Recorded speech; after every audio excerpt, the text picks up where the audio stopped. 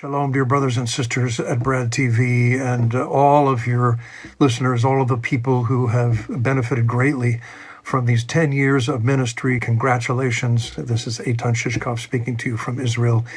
We have benefited greatly. You have meant so much to the people of Israel, and all the more so in our times of difficulty. You have blessed the youth of Israel and mean so much to us. Thank you from our hearts for being so connected with us. We love this heart-to-heart bridge from Brad TV to Israel to the Fields of Wheat Ministry and all of the congregations in Israel. We say, Toda Rabba, Kamsamnida. Shalom, Korean brothers and sisters. Shalom from Israel, from Judean Hills area of Jerusalem. So my name is Michael Bina, Pastor Michael Bina from the city of Sderot, and I would like to tell you Mazal Tov, happy anniversary of Brat TV. You supporters of Israel, you are voice for the heaven, and also in this such a difficult time for our country and nation, you stay for us and raising your voice also for our people. So I want to bless you, continue your way. This is God's way, and God bless Korea and this each of you. Shalom.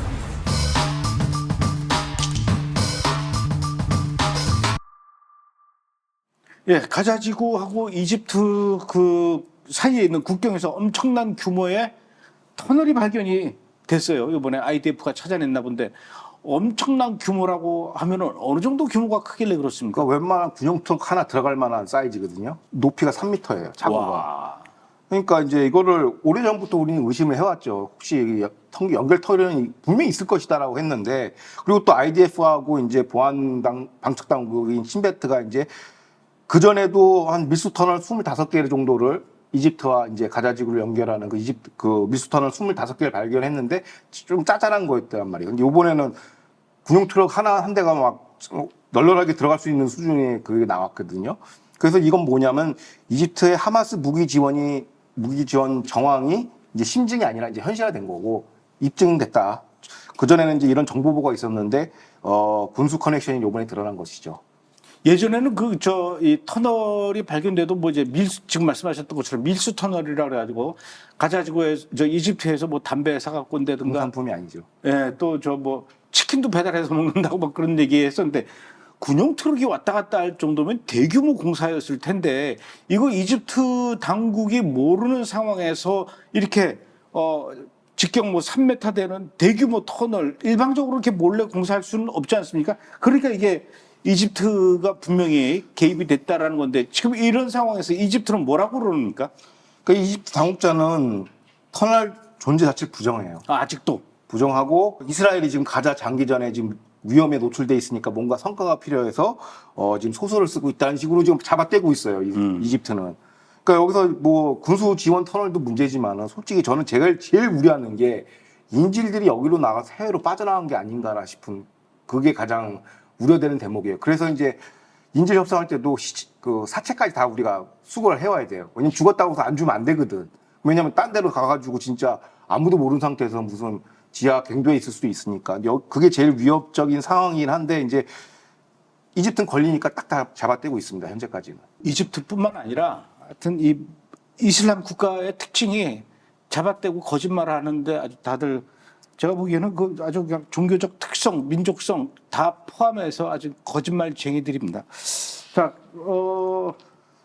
그런데 이집트는 지금까지 그 가자지구와 그 전쟁 조식을 위한 그 협상의 중재 국가로 계속 해왔는데 이러면은 앞으로 이 이집트 믿고 신뢰할 수 없는 상황이기 때문에 이게 인질 협상 어떻게 될까요, 그러면은?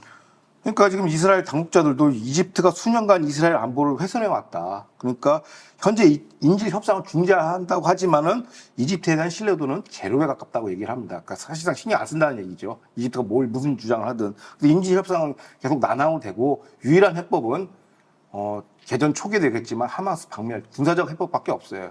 협상으로 해결 안 된다는 게 있고, 그러면 이를 두고 이제 이집트가 이스라엘을 배신한 거 아니냐라고 문제될 수 있지만은 이집트는 감독님 말씀하신 것처럼 자국 국익에 충실한 거예요. 여지껏.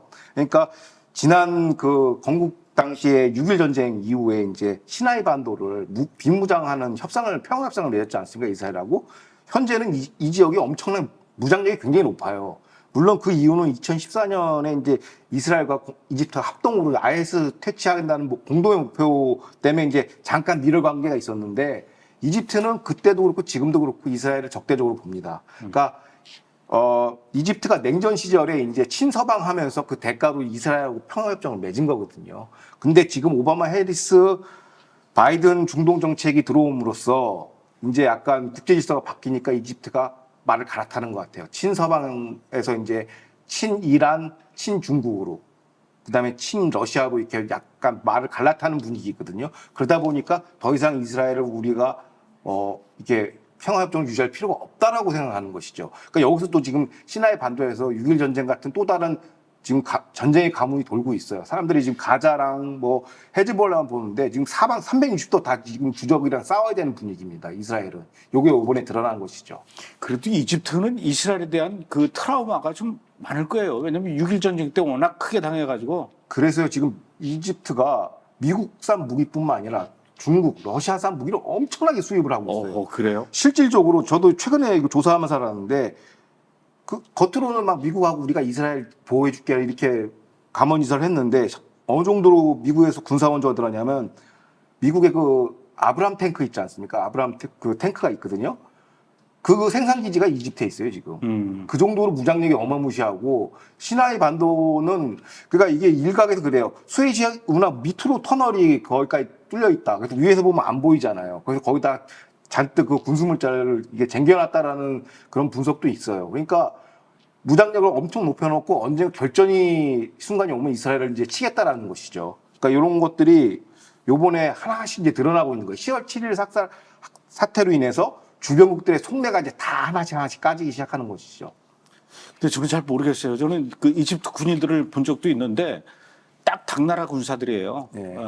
엉터리입니다. 그리고 또 이집트에서 만드는 탱크라 하더라도 별로 나는 게 신뢰가 안 가는 그런 느낌이 드는데, 67년도에 6.1 전쟁 때 이스라엘이 시나이 반도를 다 접수해서 아주 아작을 냈는데, 그럼에도 불구하고 이집트가 계속 아랍 국가들, 요르단이나 레바논, 시리아에다가 뭐라고 했냐면은 이라크에다가 시나이 반도에서 우리 이집트 용맹한 군인들이 이스라엘 군들을 다 지금 섬멸시키고 있다. 걱정하지 마라. 우리가 지금 이 전쟁 승리로 이끌고 있다.